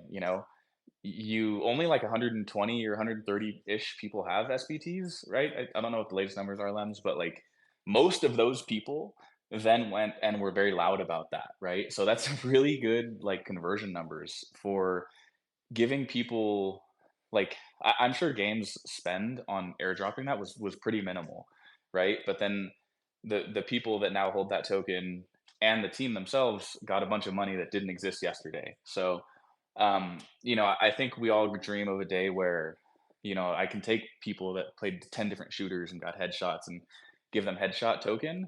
But realistically, these games that are FPS games only are live for like, a couple days of a month. So it's really hard to do that stuff. But I do see that in a couple years time, that being the way we handle these. But for today, I think airdropping is the best way to do it. For the record, I do not dream of that day. All right. Koji doesn't dream of that day. He doesn't want my dreams to come true. The Dream Destroyer. Gwei from AI Arena tagging you in. Yeah, I just want to add one observation here. I think there's actually two user bases that game projects specifically maybe are targeting here. I'm not saying every single game project is, but many are. One is actual users and players for your game. The other is actually speculative capital and traders and liquidity. So I think part of the social farming phase craze is a reflection of the fact that a lot of these projects are grinding the leaderboard to get the attention of the tier 8 exchange listings. That's why they do this, because that they're gatekeeping exposure to that spec liquidity. And for better for worse, like you can hate it, um, so there's a lot of projects out there that have massive amounts of treasury built up on very flimsy business models and products. But that does give them sometimes a temporary competitive advantage, but it's something that people are grinding towards. So I think that's the other element that we can't lose sight of right now, because that is a meta that's unfolding. If any of the projects and builders here, or even, people, I think everyone on this panel is well aware of that game that's going on behind the scenes. And quite frankly, these exchange listing gatekeepers, on the margin, they care more about vanity metrics more than anything. It's the unfortunate reality of where we are right now. Yeah, good stuff, Gwei. I appreciate that. I think Jonah might have dropped down. I think he had his hand up, so I'll keep an eye out if he comes back. Real quick, just want to shout out everyone tuning in. I just scrolled down and saw a lot of my friends, a lot of familiar faces. Really means a lot that you guys are all here. Appreciate you coming back to the space. Amber Bella from Blade of God, also out in Dubai. Curious what you think on the topic. Is airdrops the best marketing that we have? What's your take? I think it's an amazing question to discuss, to be honest. And I think, when we talk about marketing in Web3, I think fundamentally it's about building consensus. It's the most important thing. And for me, educating the market is actually the most crucial thing. And I think it's important to ensure that the project isn't seen as just another quick investment, but as something truly valuable. So, in my own opinion, like airdrops are just one method among many. Like, if airdrops can provide better market education and return on investment, then they are worth considering. And at Blade of God X, for example, I focus a lot on the market education, like personally ensuring that everyone who's going to be whitelisted for our Genesis collection receives a private education about the unique features of our AI agent that we are introducing in the next test phase. Even I did a private presentation inside of the Wolf style and limited the giveaway to those who actually discussed in the dedicated thread of our game. And my philosophy here is to centered on turning every participant into an advocate, like an ambassador. Everyone can be an ambassador for our project. And we do this by highlighting the unique selling points of our projects to them, transforming them into those who can actually spread out the word for us. However, when it comes to airdrops, I believe actually the core principle here is creating your community wealthy at the very beginning. And this is always a powerful way to build the best consensus in Web3. So I love this method. And in my presentation to my Blade of God X community, I often discussed how one of the most effective strategies in Web3 go to market is transferring the cost rewards from traditional Web2 monopolistic distribution platforms directly to our community, especially as our early supporters. So we treat every single early supporters who have shout out to our game, who have contributed to the growth of our game, one of our stakeholders, and we share the growth rewards with them. And thus, in my opinion, like airdrops are just merely a tool.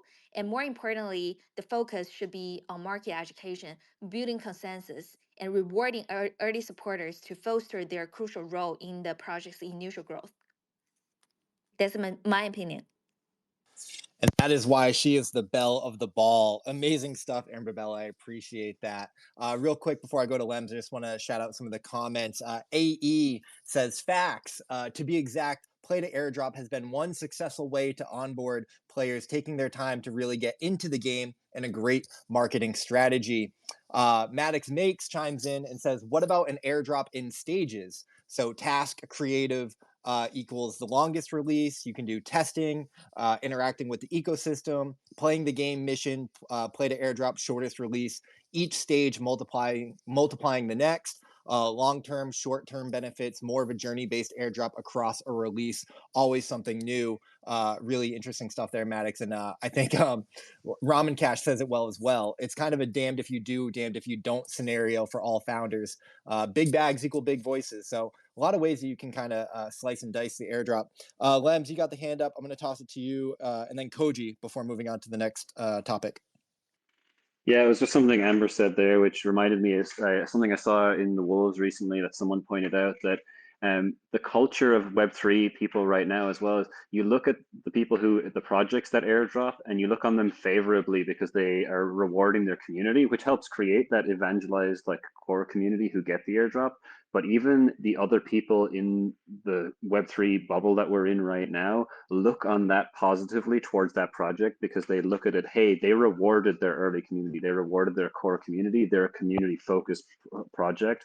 And that's like a really big part of Web3's ethos. So I think that you can't really undervalue that side of things either, where it's not even necessarily the people who get airdropped, but other people look at that project more positively because they were rewarding their early users. Yeah, it can certainly create powerful network effects. Good point, Lems.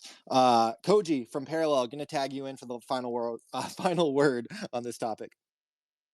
I mean, the other thing is, okay, the like rewarding of the community, like that's another way of saying like just give us free shit or free money, basically. And I mean, that's all good on one hand. Like, I mean, I too want free money, you know, but it doesn't really help the like overall optics of like having dealt with this firsthand now, that the whole crypto is a scam thing, like just giving people money for them to interact with your project or play your game or do whatever, like it sounds good in as an idea, but in practice, it's like that shouldn't be the driving factor for this stuff, and it's why it's so hard to take this this space seriously. Like financializing games, I'm not like like a purist being like get money out of my games. No, like financializing the experience is fine, but over financializing the experience uh might bring people in for the wrong reasons. And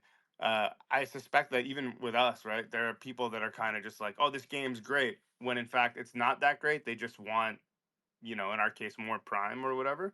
And so it's really hard to, if we want to be taken seriously as a whole, I think that like the driving factor of people towards our community, towards our game, towards our whatever, can't just be, hey, here's more free stuff, right? I think at its core, like we have to more feature the experience, and then if you want to reward holders, like, I mean, play to airdrop, quote unquote, or whatever. Like I don't even love that, but like at least then it's like, okay, now people are getting rewarded for doing the thing. But I would even say like don't even do that until after the fact. Like I wouldn't let people know that there's like a play to airdrop campaign, and then if at the end of it you're gonna get some stuff. It's like, oh no, here's just a reward for people who have been playing. Makes way more sense to me, because otherwise we're incentivizing the wrong behavior, and we'll never actually go from Web3 gaming to just gaming. Yeah, thank you, Koji. So well said, and I couldn't agree more. That's how I think of it as well. And shout out to Lambo Land, who works closely with the Pac Moon team, who pioneered one of the more innovative social farming tactics. And he talks a lot about thinking from first principles. And I think that you're absolutely right, Koji. Like, you have to think about who you're incentivizing, why you're incentivizing them, and how you want to. And ultimately, it can be a great marketing tactic and tool, but there needs to be some substance underneath to retain those people and to give them a reason to stay invested and retained in your ecosystem. And I think like the projects that have done that well are benefiting from that, right? Like I have a Wolves DAO SBT. I'm very grateful for that. When the Saga airdrop came through, Rebecca did a Wolves DAO builders call and explained the staking, and I staked my Saga token there. But like the portal airdrop, I'm just like, I don't really, and this is probably my fault. And Koji, you can yell at me for not doing my own research, but I'm like, I don't really know what to do with this portal. I'm just gonna dump it and take the profits. So thank you very much. Let's move on, guys, to talk about some games. Appreciate everyone chiming in so much on some of the tokens and some of the industry news. But I really want to ask the next game mode Lems and I and Sam came up with is Change My Mind, which is one we haven't done in quite a while. So genre blending is the future of gaming.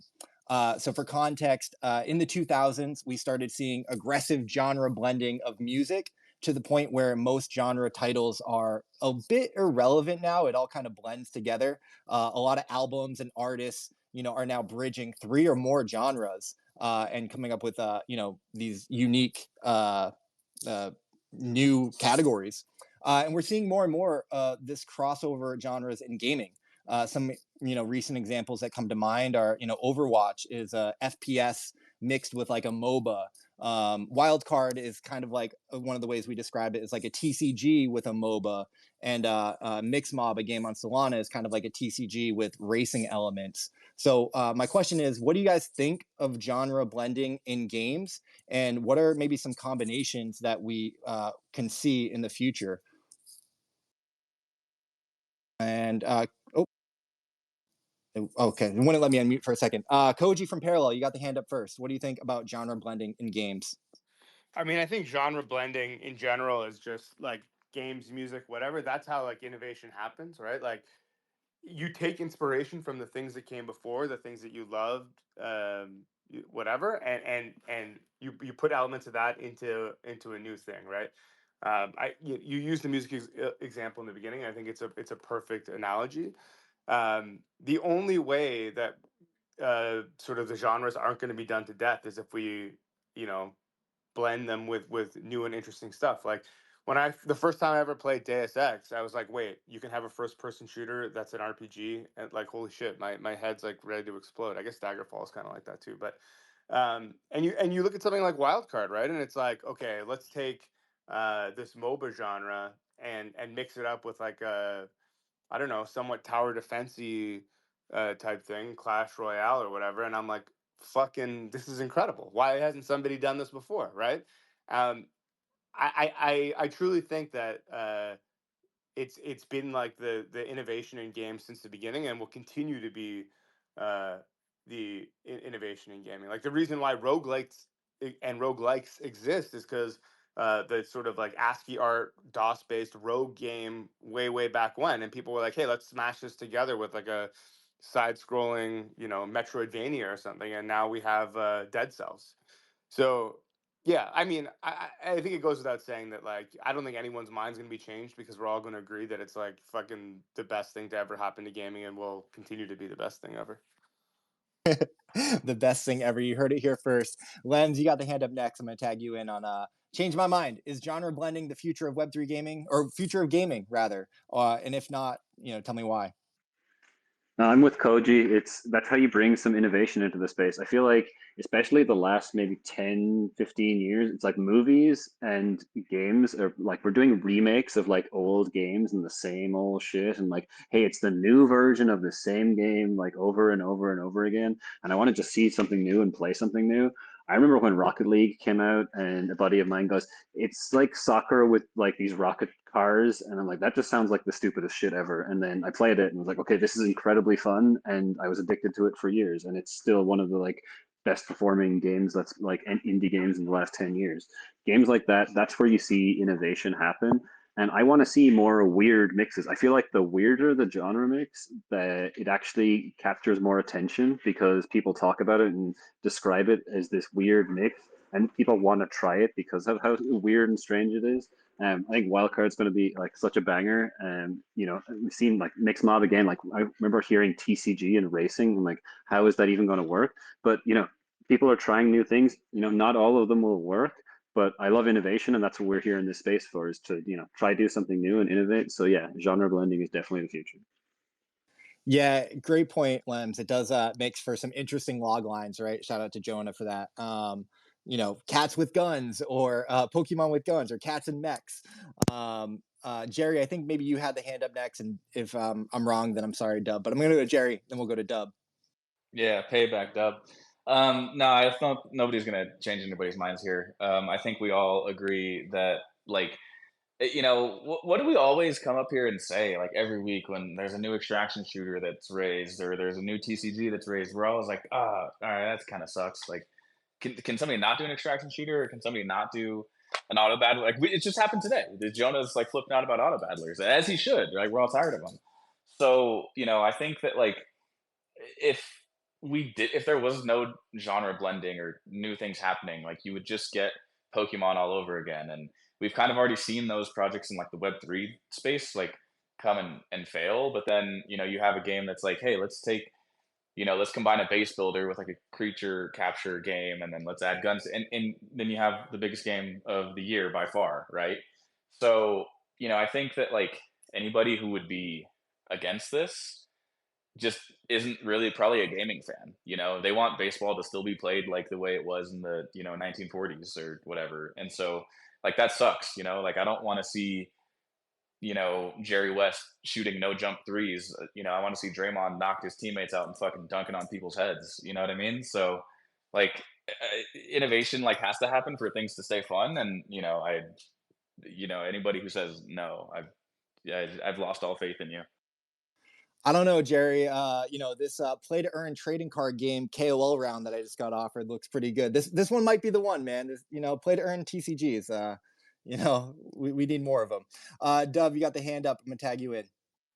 Yeah, dude, it's going to be a double echo on Jerry. Unfortunately, anyone who says no, like, just doesn't like fun. And like, I always look at the way sporting goods and that whole market has evolved as like an indicator of what the video game market is going to do as it evolves in the future. And genre blending is like nothing new, and is like a staple of sporting goods. I mean, there's so many new things. Like, just look at slam ball, for example, that's getting more popular now, and that's literally just a blend of gymnastics and basketball. I could go on and on. I mean, literally almost every sport that's popular is just a genre blend with another pre-existing sport. And that's just the way the market works. And of course, there's a lot of terrible ideas that come from that. I once participated in a dunk contest on a half pipe and a snowboard, and let me tell you, literally only one dude was able to do it, and it wasn't a good idea. And we're going to Was see a that guy lot of. you? No, I was not able to do a backflip 360 dunk. But the point is, we'll see a lot of bad come from it, but it's the only way that good things are going to also come as well. Dude, man, bring me back with Slam Ball. That stuff was the coolest shit in the world when that It first was. came Came off out. after WWE Thursday nights, dude. Right after WWE. Dude, doing a triple front flip into a slam dunk, what could be better? But now, I mean, I don't know, man. Snowboarding on a half pipe to do a dunk, that sounds insane. You know what was ridiculous about slam ball is that like you could do that 360, backflip dunk and still get 2 points. Like they should have had judges grade that shit and be like, dude, that's worth fucking 15 right there. Amazing, amazing. All right, so nobody's mind was changed. Genre blending is the future of gaming. Really curious to see, what kind of genres and blends that we see come out of that. Moving on we got two more topics to get through before the end of the show. So over under, we're gonna do another over under. Can we have more than 1.5 winners from the same genre? So in the same vein of talking about, more extraction shooters or more play to earn TCGs, we see a lot of competition within these genres in Web3. Last year, again, it felt like everyone was making a TCG, and to your point, Jerry, we're seeing a lot of hero shooters. So can more than one game win in a genre in Web3? Or will it be one behemoth that takes the market share and winner take all hit driven business, and everyone else is, fighting for the scraps? Again, I don't know how Sam is a beast. He's got I'll 4 help you eyes. out. Jerry, Thank I you. saw your hand up. Go first. Go ahead. Thank you, Koji. You're doing a great job as co-host of this space. Yes, the answer is yes. Listen, every genre we could name right now, including the blended ones, all have more than one winner in them, right? You have Fortnite and Apex and PUBG, right? You have League and Dota. So yes, the answer is an easy yes.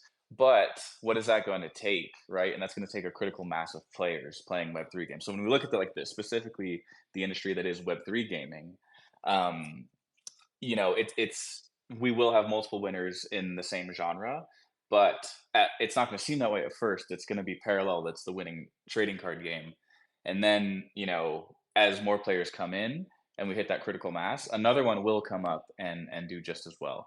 So yes, the answer. I'll popcorn as this person who had their hand up second. I would like to give it back to Koji.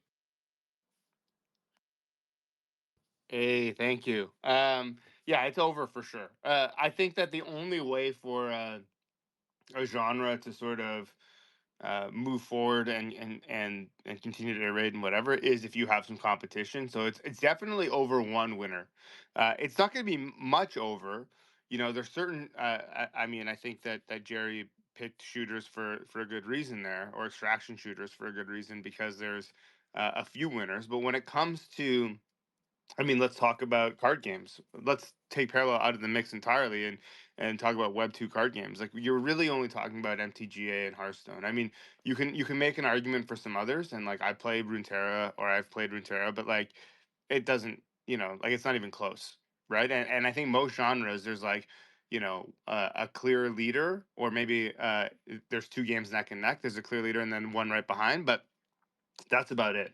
So I think like if that question is over under like 2.5, it's going to be under every single time in my mind. But over under 1.5, there's always two, I think, and that's what keeps each game striving for better. You see one game iterate and you're like, fuck, now I got to do something about that. Then you iterate, and then they're like, oh shit, I got to do something about that, and so on.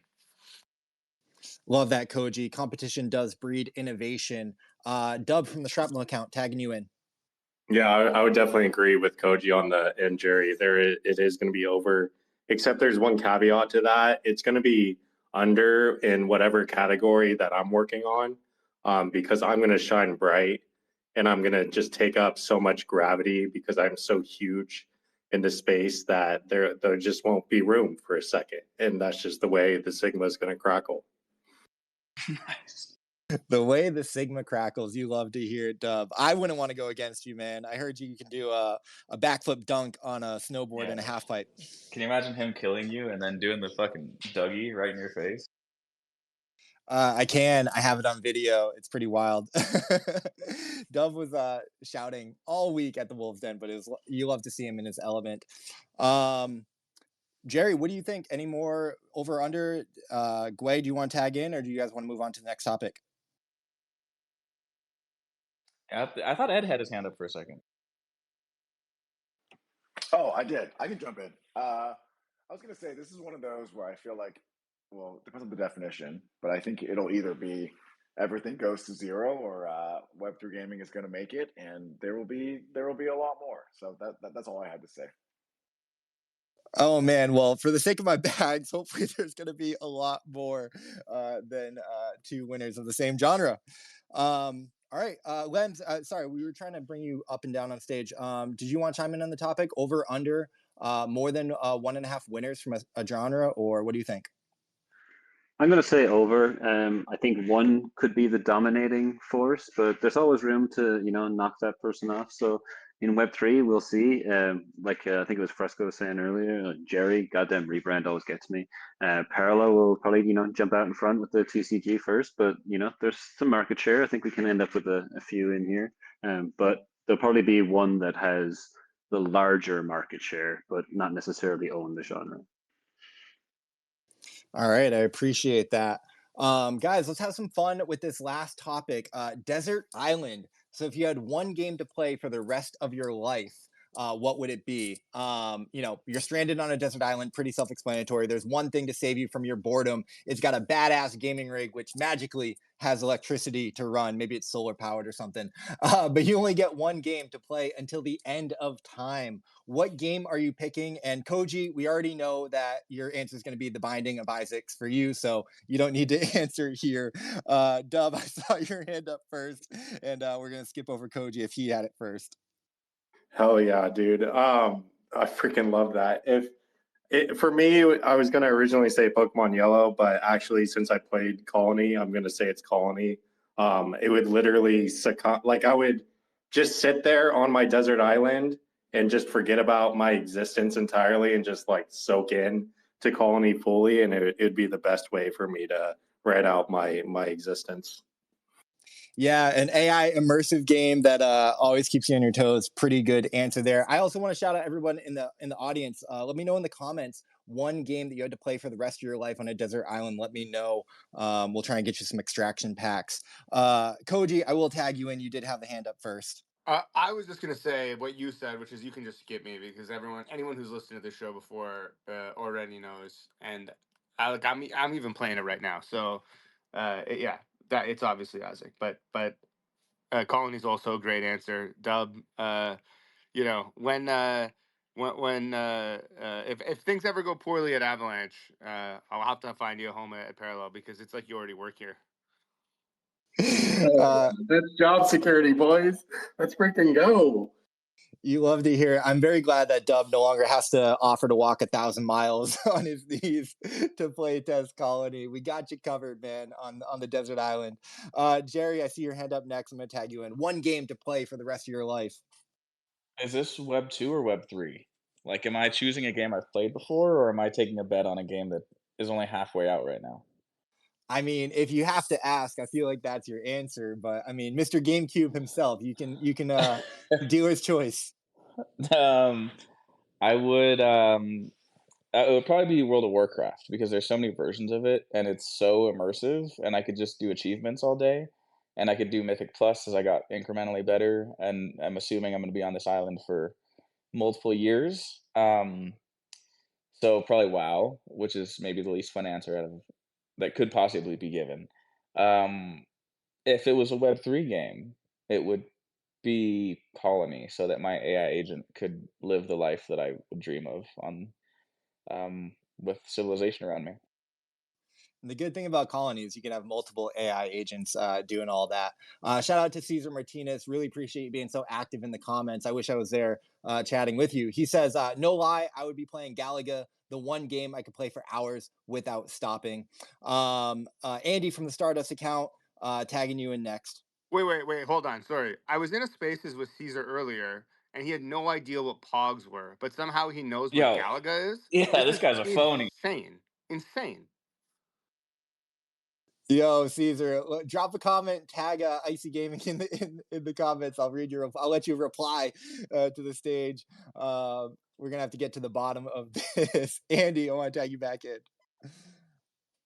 I might have a more boring answer than Jerry, but I have to answer it honestly. I've been playing this game weekly for over 10 years, and that would be Dota. As long as I have matchmaking up and, the Russians and everyone else are still playing, I'll just keep playing that game till I'm cold and, I can't break open a coconut on my island anymore. Do you want to play literally right when this space ends? I would love to, but I have a job. I'll play later tonight, though, actually. No, I have a life. Oh my goodness, shots fired God. left and right. Lems, I see you with the hand tagging you in, man. What's your one game? And if it's Oh Baby Cart, I'm muting you. Well, save that till the very end then. Dub actually gave me, like, when he said Pokemon Yellow, I was a Pokemon Blue kid. That was actually a really good pick. I mean, I could actually probably play that and replay it for many, many hours. I had all the emulators on my phone. But my actual answer is going to be a little bit of an older one too, which is Oblivion. Like, has a very special place in my heart. It is one of those first, like, MMORPGs that I just put so many hours into, and I feel like I could replay it several times and have several different playthroughs and just like crank the hours out in it. So that would be my pick. I'll follow Jerry on the Web3 pick, and this is like the meme you made for me, Icy, where everyone knows that it's Oh Baby Card if it's a Web3 game. It's not a bad pick, man. And shout out to Pokemon Yellow. That was my core game as a kid and core memory. Amber Bella chiming in from Dubai. What is the one game, if you had to play for the rest of your life on a desert island, you would pick? Yeah, for me, on Web2 side, I'm a huge fan for RPG games, so I would pick Genshin Impact. I actually spend like 10 hours sometimes grinding the game when I just got into it. So Genshin, no matter I would say the playability nor the lore and also the character are all my style, just all my points, right? So Genshin is probably my pick for Web 2. But regarding like Web 3, yeah, I definitely gonna say Blade of God X, right? So you guys were saying about AI agent. Am I allowed to actually ping here? We actually just announced what AI agent means for Blade of God X is play ARPG to train AI agents. We want to make sure that the training for AI agents is a fun process, and it's going to be available in the next test, which is going to be the beginning of May, and we're very excited to introduce like AI agent in a AAA ARPG game. Is going to be available on Android, iOS, and also PC. So I guess some of you have already tested in Wolf's Den, and we are happy to embrace more players to our next test as well. So you guys will experience and see by yourself. Good stuff, Amber. We will allow that. I did see a video recently of the Blade of God X AI training example, and it looks super cool. So shout out to you for that. Real quick, Cesar Martinez says, wrong Cesar, unfortunately. Gonna make it his mission to have Koji distinguish which one. So we're gonna have to get to the bottom of that. Real quick, want to shout out Maddox makes genre blending example. Golden Tides, great game. Pirate Adventure with a MOBA. Good call out, brother. Andy with the hand up, tagging you in. I just feel like I want to just shit talk for a second. Pokemon Yellow, like, if you guys are playing that game 3 years into being stuck on an island, bullshit. Yeah, You guys, dude. no way. No way. Are you guys playing that game like 4 years, 5 years, 10 years after you land on the island? Bullshit. You will have played it all the way through. It's boring after a while. Like, I like Pokemon. I played Pokemon a shit ton, but there is no way that is the game that you live the rest of your life on an island with. Fuck At off. least That's we're why we so didn't not. pick it. We didn't At pick least it, we're Andy. not Well, hard we stuck, talked about bro. it and we didn't pick it. Come on, like you should listen to our answers. Yeah, Whoa. this hard stuck It's a bad bronze game over here. anyway. We all know Pokemon's just a bad game, so you don't need to spend 2 minutes on it. Oh god. Oh my god, the 10-year-old me is in shambles. Sam, get back from Dubai ASAP. I'm booking you a flight. At least we know that Andy he'll just be perpetually pissed off on his island because there's no way to play Dota for 3 years without, especially daily, without just being angry at the world. That's why I'm such a cool cucumber. I've got 10 years of practice and I don't rage. I'm chill. I'll lose. I don't care. Oh You're a my better goodness. man than me. Maybe you get rage, Jared. Let's play it. Let's play Dota, man. Let's Come on. play, dude. I'm trying to play with you. You're too busy having a job, I guess. Well, we're gonna close the curtains early so you guys can get to that. Maybe you can squeeze a game in between the work sessions. So as we holster our heroics and bring down the banner on this breathtaking battleground of gamified that unfortunately got rugged. So I really appreciate everyone coming back and making this a great episode. Let's lend a roaring round of applause to the Titan and Trailblazers who've turned the tides in our favor. Shrapnel, the crown champion and official game of gamified dub. I love you so much. Tony, we miss you. We need you back. Saigo, hope you have a great time in Dubai and safe travels out there. In the sprawling saga of FPS supremacy, Shrapnel emerges as the elite envoy, masterminding a maelstrom of might and munitions. Each strategic strike and calculated clash crafts a chronicle of chaos and courage. And as soon as Dub gets an AVAX phone, we will get STX3. And let us cast a spotlight on the icy innovator, the foundation of our fantastical foray into the fusion of finance and fun. Avalanche, the official blockchain of gamified and caster of merch that we all want. I'm still waiting for Crocs and the AVAX like Rainbreaker. I want that. Unleash a thunderous ovation for Avalanche, our Arctic architect, valiantly vaulting through the virtual vortex, etching pathways of pristine precision. And before we end today's show, I'd be remiss if I did not say that Andy, Pokemon Yellow is still my favorite Pokemon game. Listen, the 10-year-old to me, it won't let it go. But I do want to thank Stardust, the official infrastructure of Gamified, one more time. The formidable force now fields a fully managed user acquisition DSP and performance marketing marvel, meticulously molding the masses into consumers, monetizing in your metaverse. With Stardust stellar strategy suffused with Web3 secrets, snare sublime players at a scale, securing sky-high LTV users at a snip of the cost. Thank you to Stardust. Next week, guys, same time, same place. Sam should be back. Icy will not rug. I appreciate everybody being here. Of course, Dub from Shrapnel, Gwei from AI Arena, safe travels in Dubai as well. The Avalanche account, guys, I super apologize. Gaming on AVAX should be up here as a co-host, but I was so nervous adding people to the panel that I had to bring Lems up as co-host and still ended up rugging the space. So I appreciate everyone bearing with me through all of that. Amber, Bella, it was so nice to hear your lovely voice on the stage. Andy from Stardust, of course. Ed Chang, as always. It's a real pleasure. Jerry, I have finally accepted the rebrand, man, and so happy for you. Koji, as always, really pleasure. Shout out to Jonah Blake for jumping on, and Jeremy Horn as well, who jumped on real quick. I apologize. We probably could have had him on the same on the whole show had I not rugged the entire episode. Guys, please leave a comment down below. Tell Sam that you miss him and to get back so Icy stops rugging the space. And appreciate everybody for tuning in today.